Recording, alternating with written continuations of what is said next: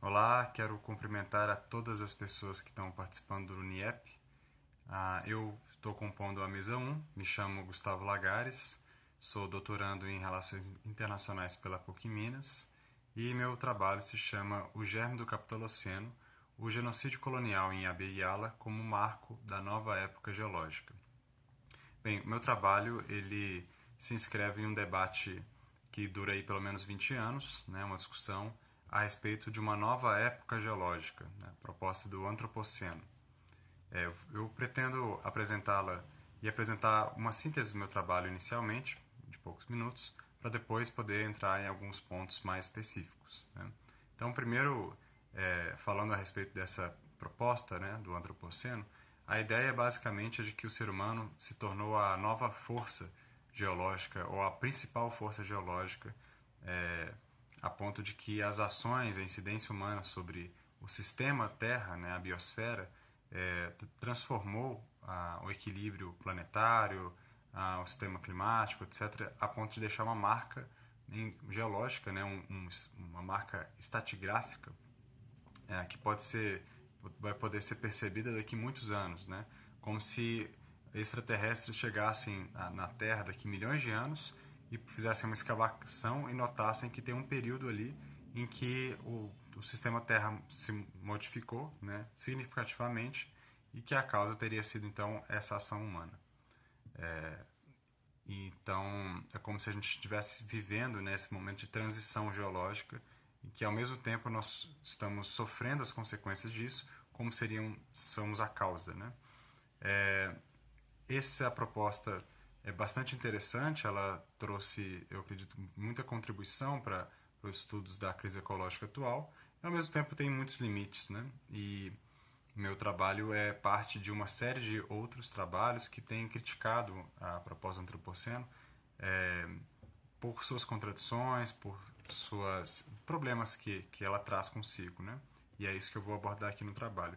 A minha proposta especificamente é de um novo marco geológico para poder iniciar não o antropoceno, mas o capitaloceno, entendendo que o causador dessa crise ecológica e dessa marca na Terra não é a espécie humana como um todo, mas o capitalismo, que foi, né, e é promovido por uma parcela pequena da espécie humana.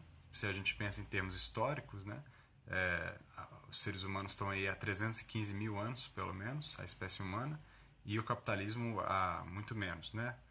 Alguns poucos séculos. Então, da mesma forma, esse impacto ecológico ele pode ser percebido na escala planetária, né, na intensidade em que é possível considerar então a formação de uma nova época geológica, coincidentemente, né, ou não, a partir do mesmo período em que o capitalismo se inicia, né? Então, esse processo, né, é o que eu estou propondo, e eu não estou fazendo isso sozinho, outros autores já têm feito isso. O Andreas Malm e o Jason Moore são a principal referência que eu trago no trabalho, são as principais referências, né? E mais do que isso, não só propondo que o capitalismo é o ponto de partida da crise ecológica, como também deve ser o ponto de partida do início da nova época geológica, né? Então, se é a formação, né, desse sistema, né, que incidido no planeta dessa forma, seria também a formação desse sistema que poderia marcar o início dessa nova época geológica, marcada pela destruição ecológica em função de ações humanas, não necessariamente de todos os humanos, né?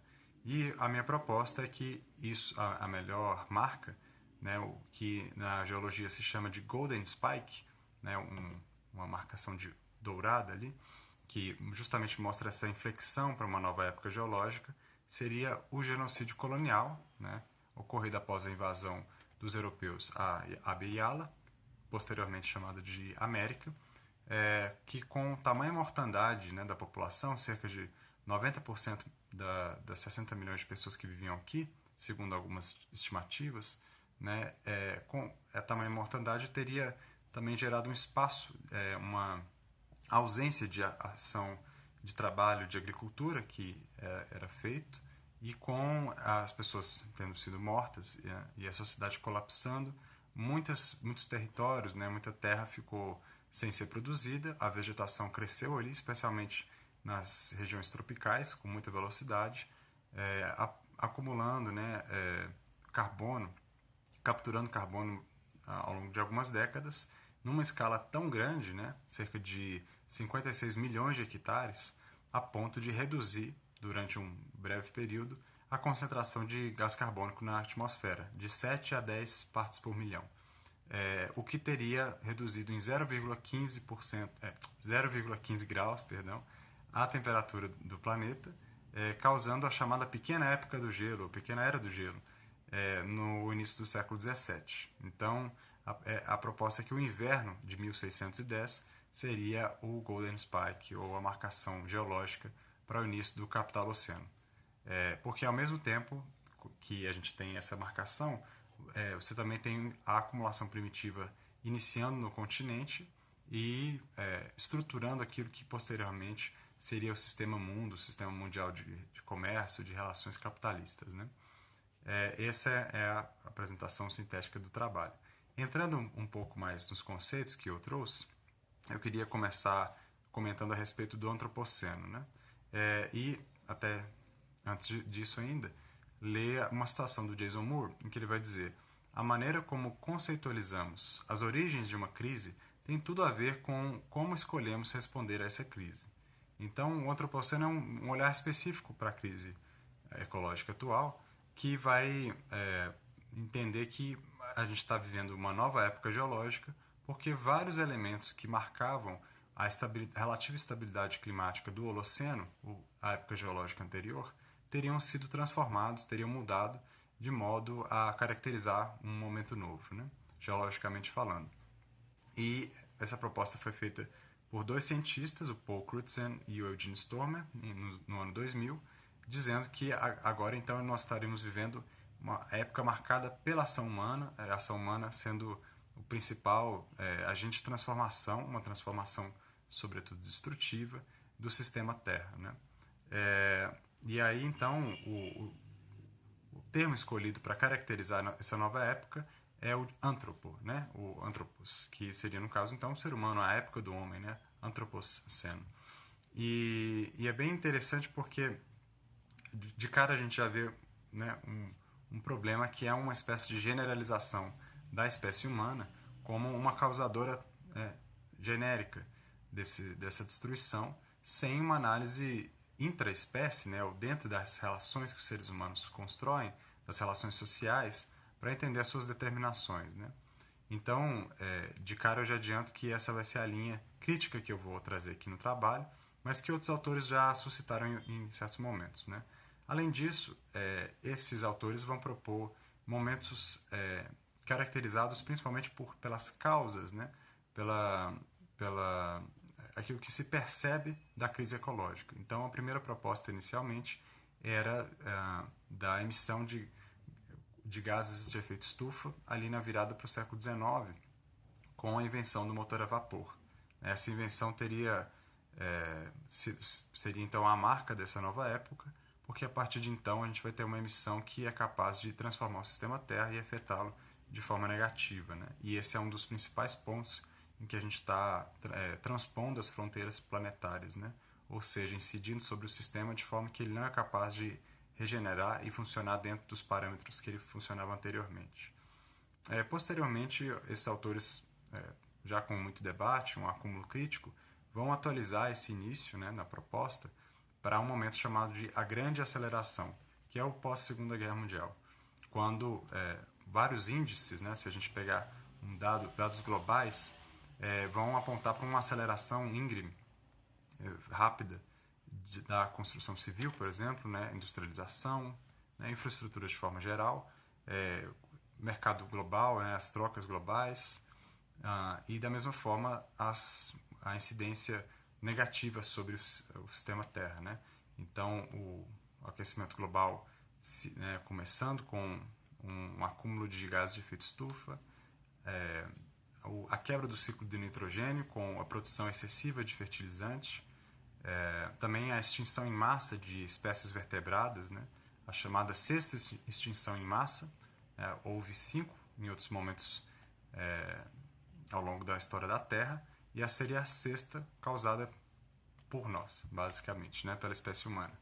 E que está, pelos cálculos, cerca de 100 vezes mais rápida do que a taxa normal de extinção de espécies, né, a ponto de a gente estar perdendo a boa parte da vida de animais vertebrados na Terra, no planeta.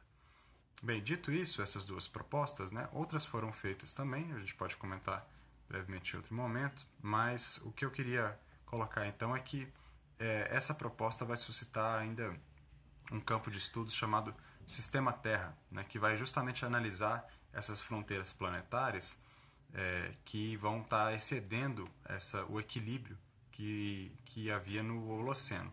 O Holoceno, como época geológica logo anterior ao Antropoceno, né, que ainda não foi ratificado, oficializado nem nada, ele é o período em que houve uma relativa estabilidade no sistema planetário, se a gente comparar com momentos anteriores, e que, ao mesmo tempo, você tem o florescimento da civilização, de sociedades chamadas complexas, né?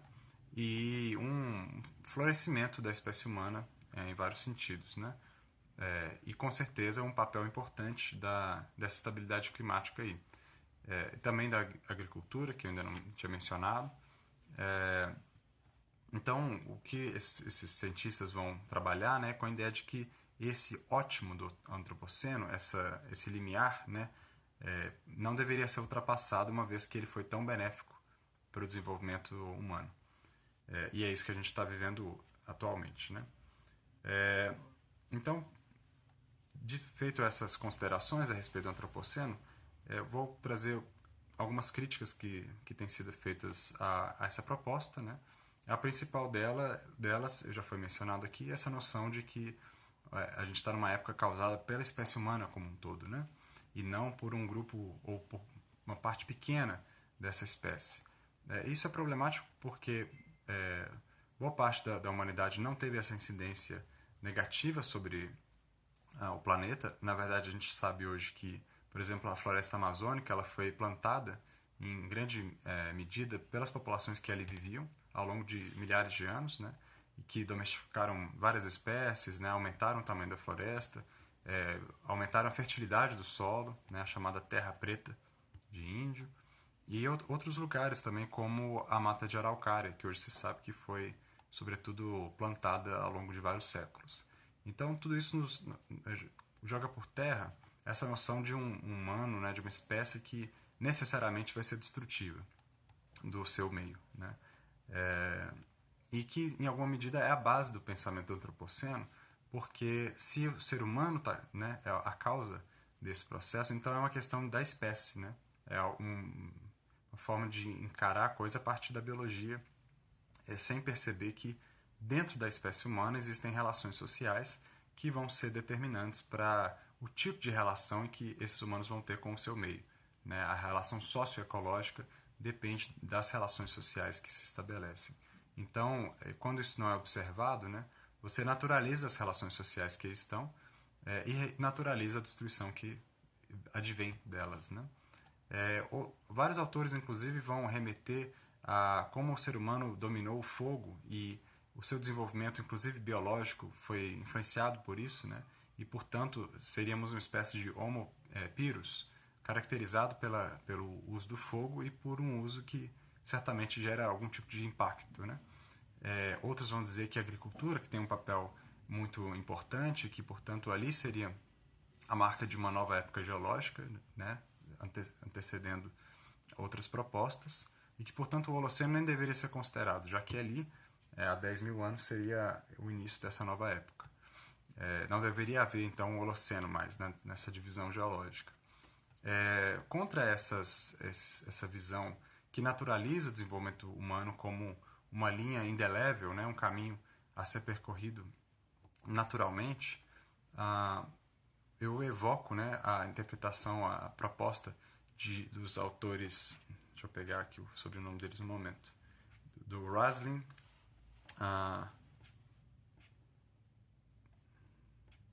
são autores que vão propor que com o início da colonização, na verdade, da América, né, é que teria o início do Antropoceno, ou no caso que eu vou propor, né, do Capitaloceno, porque se são as relações sociais que determinam a crise ecológica e são as relações sociais capitalistas que a causaram, portanto, seria com o início das relações capitalistas que você teria uma marca, né, apropriada para o início dessa nova época geológica.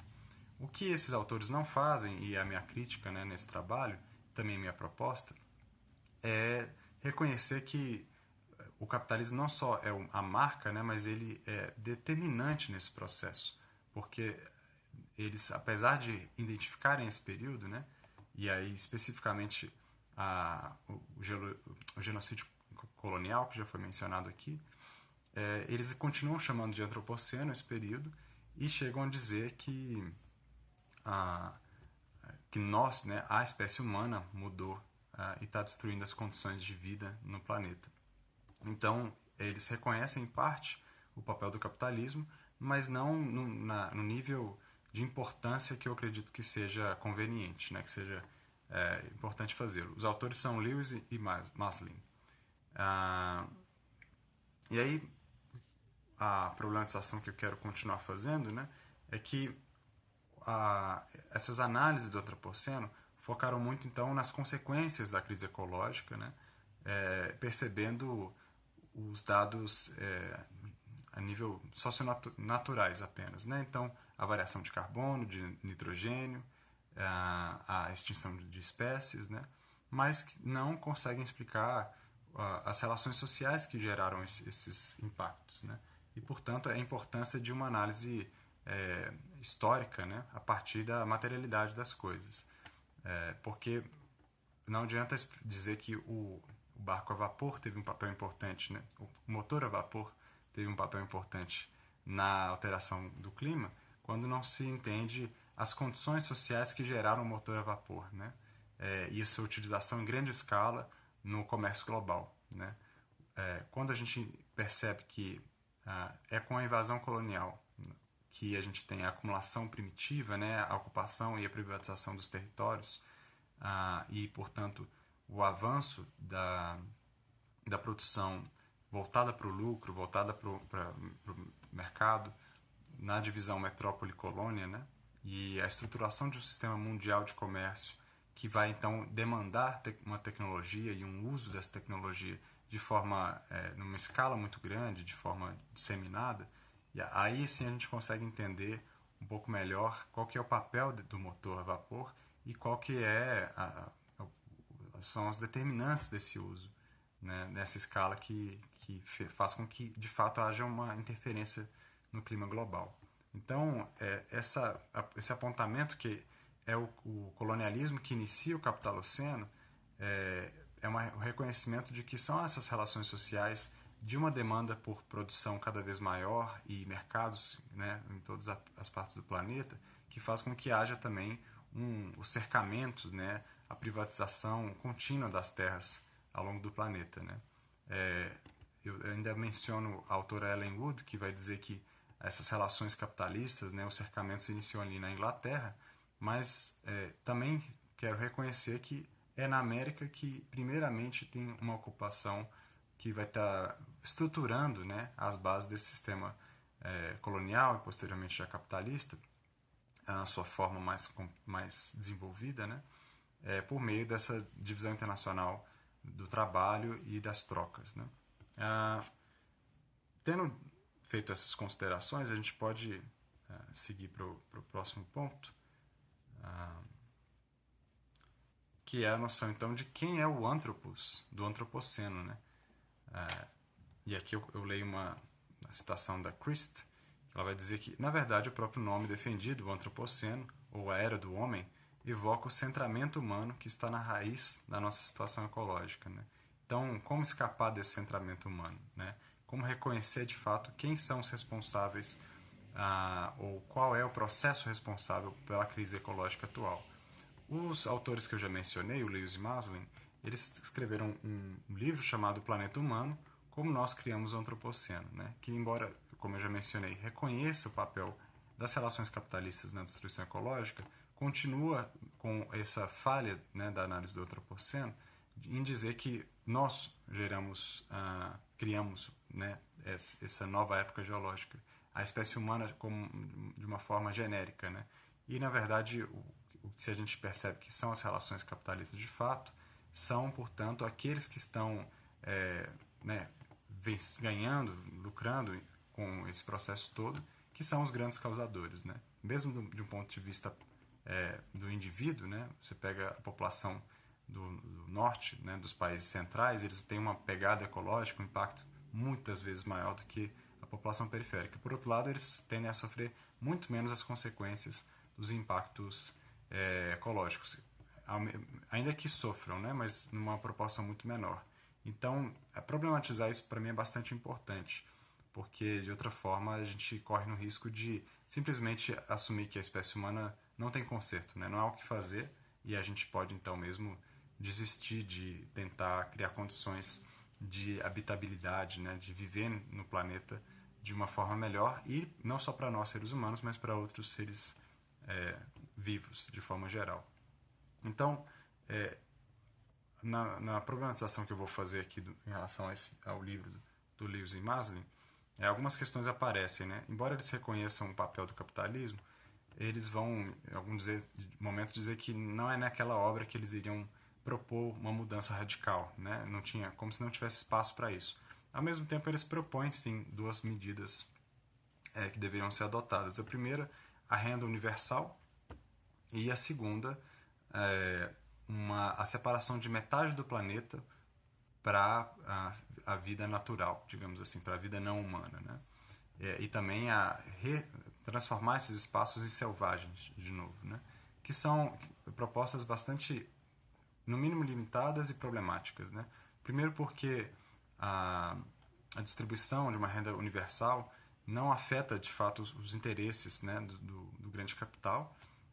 Cada vez mais, inclusive, tem sido uma proposta que se inscreve de uma forma muito confortável nos marcos do neoliberalismo e também não resolve a questão da pobreza, da fome, na medida que não traz autonomia, né, verdadeira para as populações que estão às margens. E a segunda proposta, ela peca por partir de um pressuposto conservacionista, né, de que a gente vai então separar uma área para o resto da vida e o ser humano fica do outro lado, né? Então essa divisão do ser humano fora do contexto natural, porque de novo, né, ele não poderia ser sustentável ali dentro, né? É preciso se separar do restante para que o restante não seja destruído. Isso já pressupõe que a relação social é sempre destrutiva, né? O que não é verdade. Então, são duas propostas que se apresentam como um tipo de resolução para os autores, mas que, ao meu ver, são muito problemáticas e não estão à altura da análise que eles mesmos apresentam em algum momento, em dizer que sim, é o capitalismo que causa a crise ecológica, né? E é o seu início que deveria marcar o início da nova época geológica. Em outro momento, eles parecem assumir um argumento neomalthusiano, né, de que seria a redução da população que levaria à solução da questão ecológica, né? A ponto de dizer que em muitos lugares do planeta as pessoas já estão tendo menos filhos, né? E isso seria bom porque a gente tem a capacidade de, diante da falta de recursos, parar de se reproduzir, né? O que outros animais não fariam. E vão dizer, nós não somos uma bactéria numa placa Petri, né? Que vai crescendo até que não tem mais nutrientes, não tem como crescer mais e ela toda colapsa, né? E aí eles fazem uma confusão entre o crescimento populacional e o crescimento econômico, o crescimento da extração e da produção, né, de recursos. E isso me parece uma espécie quase de malandragem, né, de confundir essas duas coisas, porque por mais que a população, né, quanto maior, de fato ela vai ter uma incidência maior no seu meio, não necessariamente uma incidência ruim, né? Como já mencionado, várias populações humanas viveram de forma relativamente equilibrada e até mesmo de modo a aumentar a resiliência e a abundância ecológica nos seus meios, né? Então,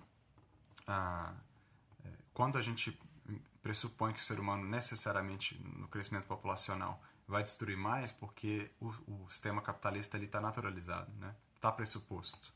E é contra essa pressuposição e essa ideia de que é inevitável viver de outra forma, porque esse é um caminho natural, né? E é indelével, é que eu coloco o meu argumento. Então, para já ir finalizando, né? Se a gente reconhece que são as relações capitalistas que dão início à crise ecológica e que, ao mesmo tempo, um bom marcador do início da nova época geológica aponta para as causas, né, dessa crise e não tanto para as consequências, né? Eu entendo que a marca deixada pelo genocídio colonial ela é a melhor, né, para sintetizar tanto a origem sociohistórica desse processo, que é a acumulação primitiva na América, né, que a partir disso gera, né, como já mencionado, uma unificação, né, uma construção de um mercado global, de um sistema mundo, né, de comércio, de relações financeiras, de trocas, portanto, e que por meio dele, né, vai gerar a crise ecológica que a gente está vivendo hoje, e ao mesmo tempo porque é possível geologicamente encontrar uma boa marca, um estratótipo globalmente perceptível, né, que é uma pré-condição importante para o estabelecimento de um ponto de partida da época geológica, né, que é o que eu chamei aqui, né, do genocídio colonial, porque, como já mencionado, com o genocídio você tem uma área enorme que estava sendo agricultada e que agora tem um crescimento de vegetação nativa muito acelerado, que vai capturar carbono e reduzir a temperatura em 0,15 graus no planeta, né? O ponto mais baixo desse processo da temperatura foi em 1610 e por isso a proposta desse ano como um marco da nova época geológica, o capital oceano. E é interessante apontar que esse processo tem uma questão política envolvida muito importante em colocá-lo como início da época geológica, porque seria então justamente um genocídio, né, o maior genocídio da história, que ceifou cerca de 54 milhões de vidas, a marca desse início, o que é bastante simbólico, né, se a gente pensar que é o início de um processo de destruição das condições de vida, ou pelo menos de vida plena, né, de florescimento humano e de outros seres vivos, que a gente está vivendo hoje, né? Eu acho que é um início bastante apropriado para um problema tão grande como o que a gente tem.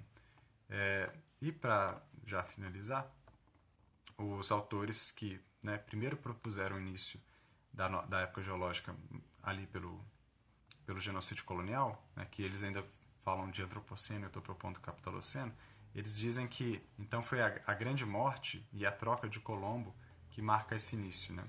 Mas eu prefiro chamar de o grande assassinato ou o grande genocídio, porque a mortandade ocorreu principalmente por epidemias, né? Uma série de epidemias sobrepostas, de varíola, sarampo, gripe e outras doenças que apareceram depois, mas não num processo pacífico e de forma simplesmente sem ocasional, né? Na verdade, houve uma invasão de fato, né? Com massacres, com guerras, com estupros, violência, que em certa ou grande medida permanece até hoje, né? E no meio desse processo que as doenças ocuparam um papel mais central de matar mais pessoas, né? E posteriormente, com o colapso das sociedades, muitas pessoas também morreram de fome, enfim, sem a possibilidade de continuar se reproduzindo, né? As condições de vida foram obliteradas. Então, é importante chamar isso de uma forma apropriada, né? Acho que o grande genocídio é uma palavra que melhor descreve do que a grande morte, né? Como se fosse uma coisa meio que acidental. E por fim, a troca de Colombo, porque quando Colombo e depois os europeus, né, como um todo, vêm, eles vão trazer vários animais, várias plantas e pegar outras tantas, né? Outras espécies nativas aqui para poder levar para a Europa. Mas eu não chamaria isso de troca, porque uma troca pressupõe algo equivalente, né? Mas no caso eles se beneficiaram de uma série de plantas que haviam aqui e, por outro, trouxeram animais que trouxeram doenças e espécies que iam produzir na forma de commodities para levar para as metrópoles, vender no mercado internacional. E, portanto, ao invés de troca, acho que o nome melhor seria o roubo de Colombo, né? A expoliação de Colombo, alguma coisa nesse sentido. Eu faço essas pontuações porque, por vezes, os termos utilizados são bastante eufemísticos e eu acho isso bem problemático.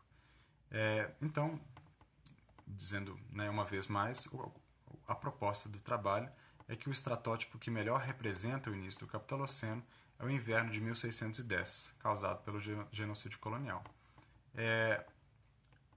Compreendendo isso, né, apenas uma reversão desse processo de acumulação primitiva, de privatização da terra e da natureza como um todo, inclusive de nós seres humanos, apenas essa reversão seria uma solução eficaz, né, que de fato poderia resolver o problema da crise ecológica, porque é por essa base que toda a destruição, todo o desequilíbrio a nível planetário se dá, né? E politicamente isso é um desafio tremendo, mas é uma coisa que deve ser encarada.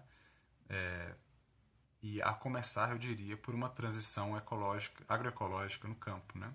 Uma espécie de revolução agrária, tanto a nível da divisão da propriedade da terra, mas também das formas de trabalho, né? Formas mais coletivas, com diversidade de espécies, com sucessão de espécies, enfim, respeitando os ciclos e o equilíbrio natural de cada região, de cada bioma, né? Mas essa é uma discussão muito extensa, eu quis apenas colocar uma proposta pequena aqui brevemente, né? Para não ficar sem proposta, mas com certeza outros trabalhos e a discussão deve permanecer a partir disso, mas eu acredito que essa proposta é bastante robusta e interessante por sintetizar tanto a análise sociohistórica como a análise geológica, né, das ciências naturais como um todo, sem fazer uma sobreposição tosca delas, né, respeitando a área de cada uma, digamos assim, a atribuição de cada uma, e entendendo que se é ação humana, ou pelo menos de alguns humanos, principalmente, que está gerando a crise ecológica, portanto, da análise social que a gente deve partir para poder entender as causas desse fenômeno e caracterizá-lo de uma forma adequada e também propor uma resolução radical, eficaz e que possa mudar a trajetória que a gente está tendo hoje, que é uma trajetória em direção ao abismo. Né? É isso, eu agradeço a todos e todas que ouviram até aqui e uma ótima conferência para vocês. Um abraço.